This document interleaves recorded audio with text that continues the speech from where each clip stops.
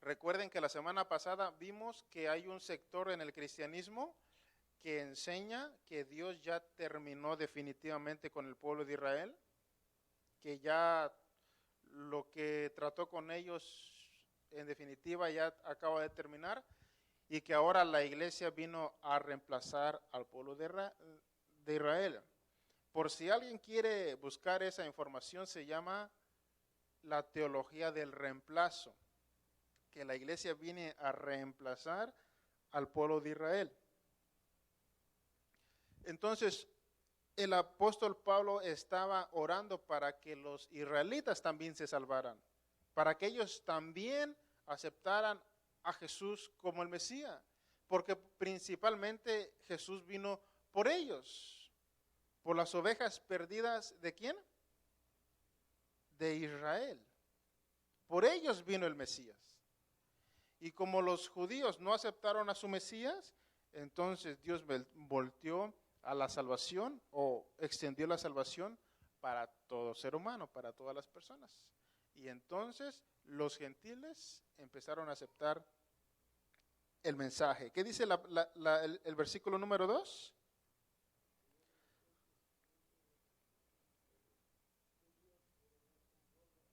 Otra vez todos juntos, el versículo 2.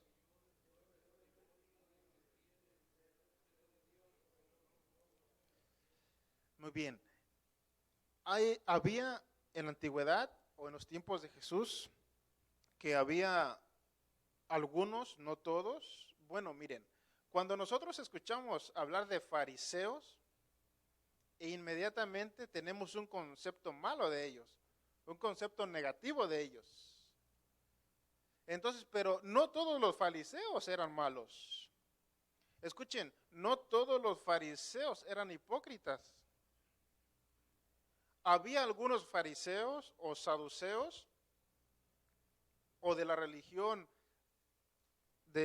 judía que ellos buscaban a Dios sinceramente, que ellos se acercaban a Él sinceramente.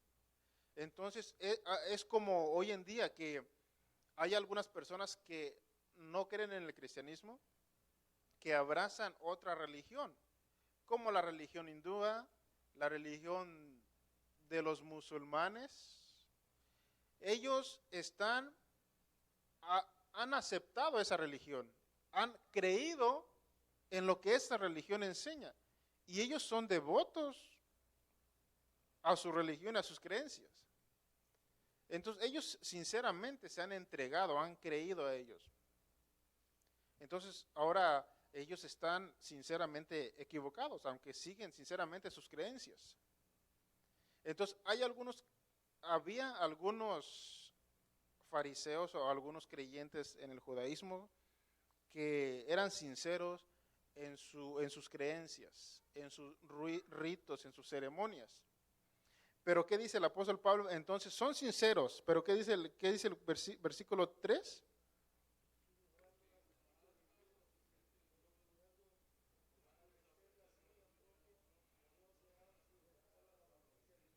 Muy bien, ellos tienen celo de Dios, pero no conforme a ciencia. La palabra ciencia quiere decir conocimiento. Entonces tienen un celo, pero un celo equivocado a Dios. Tienen un conocimiento equivocado hacia Dios. ¿Por qué ellos tienen ese conocimiento equivocado? Porque ignorando la justicia de Dios y procurando establecer la suya propia, no se han sujetado a la justicia de Dios. Ahora bien, ¿qué es la justicia de Dios? Eso ya lo vimos en los capítulos 1 y 2 acerca de la justicia de Dios. La justicia de Dios, dice Romanos 1, que en el Evangelio se revela la justicia de Dios. Entonces, para aquellos que aceptan a Cristo como su Salvador y abrazan el Evangelio o el mensaje del Evangelio, han encontrado la justicia de Dios. Porque esa justicia que Dios demanda o esa justicia, Dios es justo, la persona, el ser humano, puede solamente encontrarlo en el marco del Evangelio, en las enseñanzas del Evangelio. Ahí, en esas enseñanzas o en ese mensaje o en esa buena noticia, recuerden que Evangelio es una buena noticia, pues en ese mensaje, hermano, en ese mensaje, en esa buena noticia, ahí va introducida la justicia de Dios, en ese mensaje. Entonces, ellos, dice el texto, que rechazaron esa justicia, ese mensaje, y por cuanto rechazaron el mensaje del Mesías, rechazaron la justicia de Dios, porque en ese mensaje va incluido la justicia de Dios. Y empezaron a establecer su propia justicia, porque no se han sujetado a la justicia de Dios. No quisieron creer en el Mesías. Ese Mesías que ellos estaban esperando, que estaban esperando para ser liberados, y ellos sabían más o menos el tiempo en el cual aparecería el Mesías. Entonces los rabinos, los líderes religiosos, ellos sabían y las características que tendría el Mesías. Entonces, ¿por qué no aceptaron o por qué no analizaron todas las características de Jesús para llegar a la conclusión de que realmente Él era el Mesías? ¿Ustedes creen que fue por falta de información? Si hay alguien que tiene el conocimiento pleno, son precisamente los rabinos, los escribas, los doctores de la ley. Entonces ellos analizaron todas las características que poseía Jesús de Nazaret, pero ellos decidieron rechazar ese mensaje y al Mesías, y en ese rechazo rechazaron la justicia de Dios y siguieron su propia justicia, siguieron sus propias obras, sus propios ritos, sus propios sacrificios. ¿Y qué dice el versículo 4? Porque el fin de la ley es Cristo para justicia a todo aquel que cree. Entonces, hay una justicia, hermanos. Hay una justicia que es perfecta, una justicia que nos hace hacer las paces con Dios. Hay una justicia que nos da la facilidad de poder acercarnos a Dios, de poder conocerlo y poder tener una relación con Él. Pero esa justicia solamente la encontramos en la persona de Cristo. Entonces, todo el Antiguo Testamento, la ley del Antiguo Testamento, apuntaban a la persona de Cristo.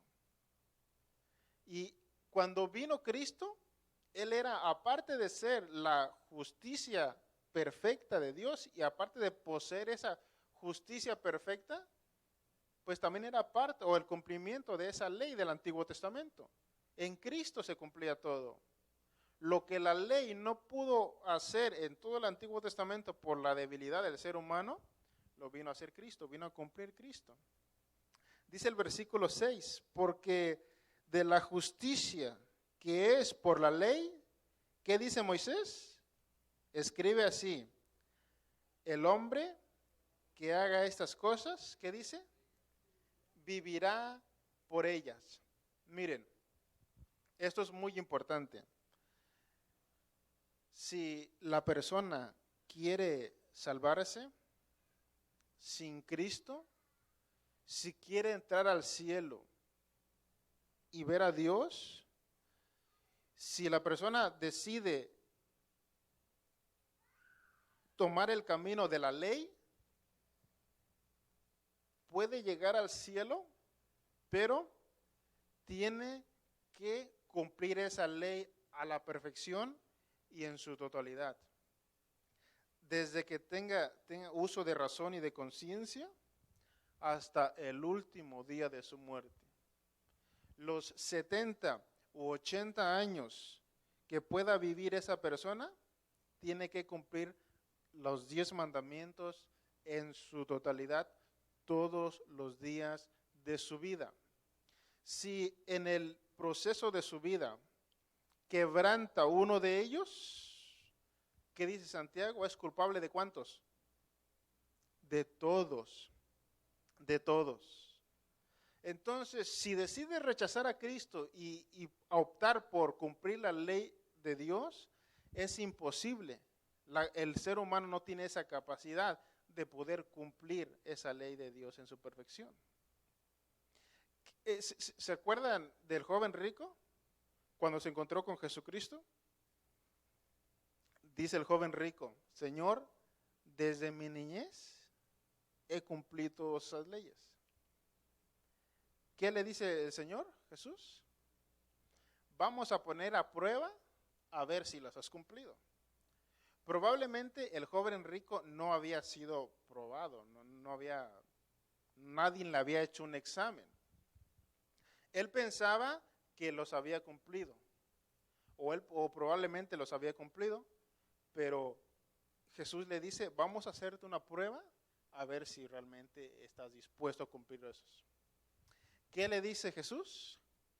Vende todo lo que tienes y repártelo ¿a quiénes? A los pobres. ¿Qué hizo el joven rico? ¿Atendió a ese mandamiento? No, ¿verdad? ¿Saben lo que Jesús hizo? Le presentó el primer y el último mandamiento. No tendrás dioses ajenos delante de mí y no codiciarás. Para él todos sus bienes eran sus dioses, todos los bienes que él tenía. Y entre más tenía, más quería. Entonces, cuando se vio frente al examen divino de Cristo, no pasó la prueba. En ese mismo momento violó el primero y el último mandamiento. No tendrás dioses ajenos y no codiciarás. ¿Se dan cuenta? Que la persona no está capacitada para llegar al cielo. Si estuviera capacitado para llegar o si estuviéramos capacitados para llegar al cielo sin Cristo, ahora la pregunta del millón: ¿por qué Cristo tuvo que bajar a este mundo y morir como murió?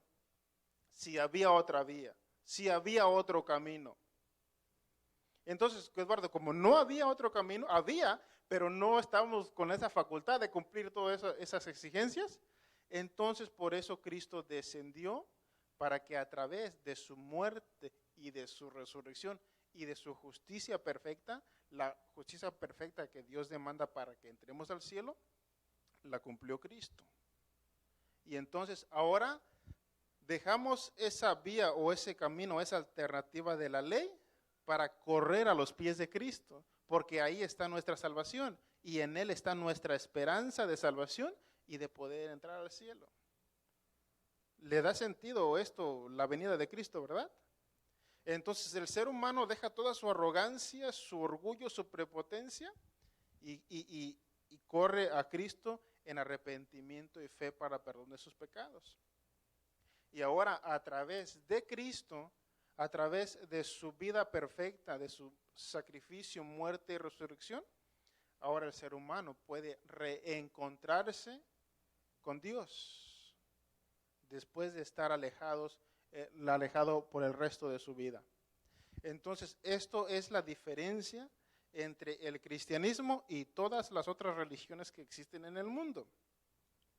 Las otras religiones en el mundo, ellos todavía quieren ganarse al cielo a través de obras, de sacrificios, de buenas obras, de ritos, de ceremonias. De hecho, la palabra religión significa volver a ligar, volver a unirse a Dios. Pero ellos quieren volver a unirse a Dios a través de esfuerzos humanos. Entonces, la religión es el hombre tratando de alcanzar a Dios por sus propios méritos y esfuerzos. Y el cristianismo es Dios tratando de alcanzar al hombre a través del sacrificio de Cristo en la cruz. ¿Sí notan la diferencia? Entonces es por gracia la salvación y no por obras para que nadie se gloríe. ¿Se dan cuenta? Porque de la justicia que es por la ley, Moisés escribe: el hombre que haga estas cosas vivirá por ellas. Pero la justicia que es por la fe dice así: no digas en tu corazón, ¿quién subirá al cielo? Esto es para bajar abajo a Cristo. Miren, ahora, ya que encontramos el secreto de poder llegar a Dios a través de Jesucristo, eso no quiere decir que nosotros subamos al cielo para bajar a Cristo. Porque ¿dónde estaba Cristo antes de bajar a este mundo? ¿Dónde estaba? En el cielo. Entonces subamos al cielo, vayamos al tercer cielo, a la dimensión donde vive Dios, para decirle a Dios que tenga misericordia de nosotros y que envíe a su Hijo para que a través de Él, en esta condición o en esta dimensión donde vivimos nosotros, podamos correr a los pies de Cristo. No tenemos que hacer eso, porque antes de que nosotros vayamos a Dios para rogarle que envíe a su Hijo, Él ya lo envió hace 2000 años, sin que nosotros le dijéramos, sin que nosotros le rogáramos o le pidiéramos que enviara a su Hijo. Él lo envió. Él se nos adelantó. Él tomó la iniciativa sin que nosotros se lo pidiéramos, sin que rogáramos a Él para que Dios envíe a su Hijo. ¿Quién de nosotros rogó, imploró, clamó para que Dios enviara en su Hijo? ¿Quién de nosotros? Nadie. Fue Dios quien lo envió. Ya no tenemos que subir al cielo, no tenemos que ir hasta el cielo por Cristo. Ya Cristo está entre nosotros y ya podemos correr hacia Él en fe y en arrepentimiento a través de su obra y su sacrificio en la cruz. ¿O quién descenderá al abismo? Esto es, para hacer subir a Cristo de entre los muertos. No tenemos que ir al abismo o al infierno o al Hades para sacar a Cristo de ese lugar o para ver a dónde está, porque moriste por nuestros pecados. No podemos, si queremos ir a Cristo y buscar a Cristo, Él no está en el Hades, no está en el abismo. Si queremos buscar a Cristo, tenemos que ir al cielo, porque la muerte no se enseñoreó de Él. Él venció la muerte y Él resucitó al tercer día de entre los muertos. Y ahora está en el cielo sentado a la diestra de Dios. Entonces, si queremos buscar a Cristo, no lo busquemos en el abismo, porque ahí Él no está. Él resucitó de entre los muertos al tercer día y ahora está en el cielo junto al Padre, intercediendo por nosotros, venciendo la muerte. Así que ahora ya tenemos esa justicia perfecta a través de Cristo, siempre y cuando la persona corra a los pies de Cristo en fe, en arrepentimiento y fe para perdón de sus pecados. Es necesario confesar nuestros pecados, eso lo vamos a ver más adelante. Es necesario confesarnos, destaparnos, desahogarnos con Dios para que Él pueda perdonar nuestros pecados. ¿Qué dice la siguiente expresión? Mas, ¿qué dice? Cerca de ti está la palabra. ¿Dónde está la palabra? En tu boca y en tu corazón. Hermanos, lo que nosotros buscamos para ser salvos y para acercarnos a Dios está más cerca de lo que pensamos. No tenemos que ir hasta el cielo para bajar a Cristo. No tenemos que ir al abismo porque Él ya no está ahí, está en el cielo. Entonces, para llegar a Cristo, para llegar al Padre, la oportunidad está más cerca de lo que nosotros pensamos. Siempre ha estado más cerca de lo que nosotros pensamos. Y nunca nos habíamos dado cuenta. ¿Cuántos años estuvimos perdidos? ¿Cuántos años pasamos ofendiendo a Dios con nuestras malas palabras, con nuestras borracheras, con nuestro adulterio, con nuestra fornicación, con nuestros robos? ¿Cuántos años pasamos ofendiendo a Dios, a nuestro prójimo y a nosotros mismos? Y la solución estaba más cerca de lo que pensábamos nosotros. Estaba en nuestra boca y en nuestro corazón. Escuchen, solo era cuestión de confesarlo y creerlo en nuestro corazón. Que Dios podía perdonar todos nuestros pecados de culpa que nos condenaba. ¿Cuántos años pasaron para que nosotros pudiéramos encontrar la solución y poder venir a los pies de Cristo? Y confesarlo con nuestra boca y creerlo en nuestro corazón. Y no nos dábamos cuenta. Y seguíamos pecando. Y seguíamos ofendiendo a Dios. Y tan cerca teníamos la salvación. Tan cerca teníamos la solución. Y no nos dábamos cuenta. Mas ¿qué dice? Cerca de ti está la palabra en tu boca y en tu corazón. Que dice, esta es la palabra de fe que predicamos. ¿Qué dice el versículo 9? Que si confesares con tu boca que Jesús es el Señor y creyeres en tu corazón que Dios le levantó de los muertos, ¿qué dice? Serás salvo. Ahí está la solución. Ahí está la solución de nuestros problemas. Ahí está la solución de la salvación de nuestra alma. Que si confesares con tu boca y creyeres en tu corazón, serás salvo. ¿Verdad que es bien sencillo? Sencillo de hacer. ¿Y cuánto tiempo pasó hasta que nosotros hiciéramos esa oración y esa fe en el Señor Jesucristo? Señor, si lo hubiera encontrado más temprano, más tempranamente, me hubiera ahorrado muchos pecados, muchos fracasos en la vida. Pero gracias a Dios que nos alcanzó. Aunque un poquito tarde, pero nos alcanzó. Gracias a Dios que vimos su luz admirable, aunque ya habíamos cometido pecados, pero gracias a Dios que nos alcanzó. Gracias a Dios que nos dio esa oportunidad de poderle conocerle y poderle públicamente, hermanos, confesar a Cristo como nuestro Salvador y creerlo en nuestro corazón. Lo hacemos públicamente. Ahora bien, escuchen, que si confesares con tu boca, la palabra clave en este versículo es la palabra confesar. Escuchen, esto es muy importante.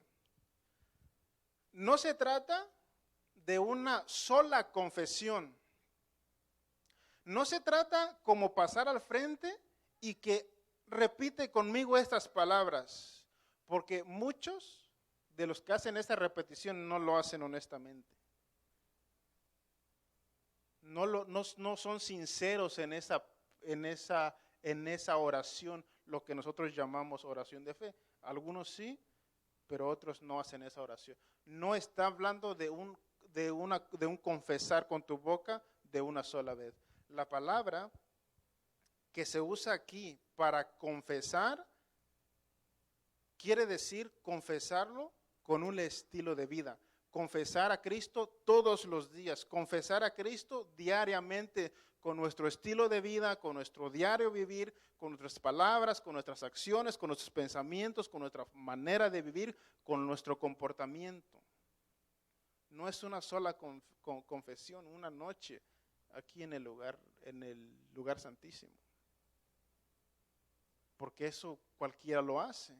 pero no lo hace de corazón o sinceramente.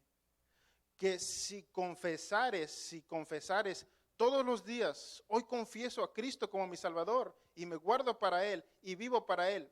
Y mañana sigo confesando otra vez a Cristo como mi Salvador y me guardo para Él y me comporto para Él y hablo como un cristiano para Él. Que si confesares todos los días. Y número 2, que si creyeres en tu corazón que Dios lo levantó de entre los muertos. Esta palabra creer quiere decir una firme convicción y una confianza absoluta en lo que Cristo hizo en la cruz.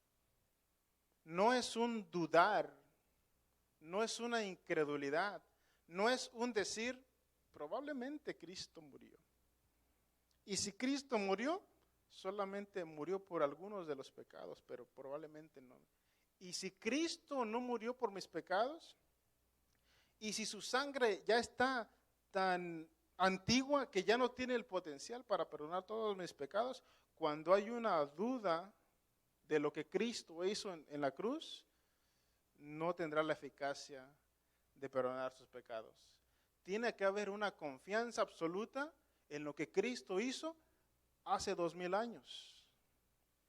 Tiene que haber un creer absoluto en lo que Cristo hizo en la cruz del Calvario, en su muerte y en su resurrección. Estar persuadidos de que eso sucedió y que murió no solamente por los pecados de los demás, sino también por mis pecados. Entonces, confesar todos los días que Cristo Jesús es mi Señor y creerlo en mi corazón que Dios lo levantó de los muertos y entonces seremos salvos. ¿Qué dice la siguiente expresión? Porque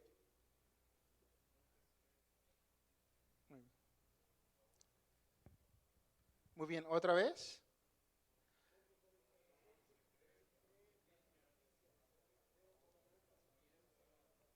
Muy bien, entonces, porque con el corazón se cree para justicia, la justicia de Cristo en nosotros.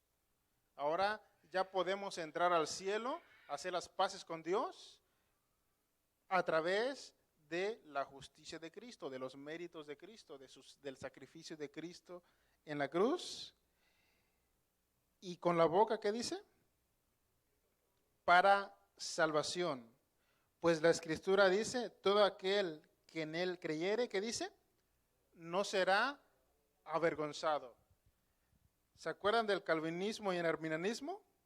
Pues aquí tiene mucho peso la enseñanza arminiana, porque aquí está hablando de la libertad del ser humano. Aquí estamos viendo este cuadro que es el ser humano quien está invocando. Es el ser humano quien está creyendo. Es el ser humano quien está yendo a Cristo en fe y en arrepentimiento. ¿Se dan cuenta de esas dos grandes doctrinas? ¿Se dan cuenta? La semana pasada vimos que no es del que quiere ni del que corre, sino de Dios que tiene misericordia. Ahí estamos hablando de la soberanía de Dios. Y ese de invocar a Dios, estamos hablando de la responsabilidad humana. Entonces, cuando hablamos de la soberanía de Dios, estamos hablando de la soberanía de... No es que son irreconciliables, pero cuando estamos hablando de la soberanía de Dios, vamos a poner énfasis en la soberanía de Dios. Y cuando estamos hablando de la responsabilidad humana, o el tema es el libre albedrío, pues entonces pondremos énfasis en el libre albedrío. Las dos grandes doctrinas a este largo de estos 500 años de historia protestante. Pero entonces, hermanos, la palabra está en nuestra boca, en nuestro corazón, para ser salvos. Y nosotros creímos, confesamos y venimos a Cristo en fe, en arrepentimiento, y creemos por fe que somos salvos, que la salvación ha llegado a nuestra vida, o llegó a nuestra vida. Y si en esta noche la salvación no ha llegado en tu vida, cree que está más cerca de lo que tú piensas, imaginabas. Si no has experimentado la salvación, está más cerca de lo que tú te imaginabas. En la boca y en el corazón. Confesarlo y creerlo en el corazón. Póngase de pie, por favor.